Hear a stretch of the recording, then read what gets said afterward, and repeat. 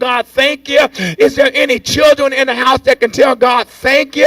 Is there anybody in the house that got any other reason you can tell God thank you?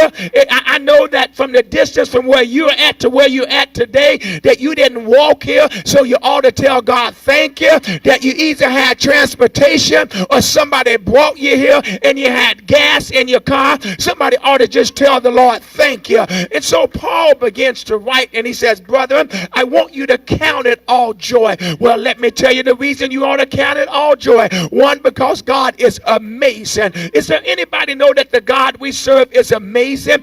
B, is because he's better than you and me. C, is because he will be a comforter that will walk with you. D, is because you can delight yourself in the Lord and he will give you the desires of your heart. E, you can entangle yourself in the word of God and he will make a way out of no way. You got to count it all joy. Can I just help somebody today? No matter what you're struggling today, no matter what the report is, no matter how you feel, the Bible reminds us that we're to walk by faith and not by sight. The Bible reminds us that if God be for us, he's more than the whole world against us. The Bible reminds us that he has given us a measure of faith, and the measure that he's given us is the measure that you need today, because some of us think that we need more faith. You don't need any more faith. You just need to exercise the faith that God has given you.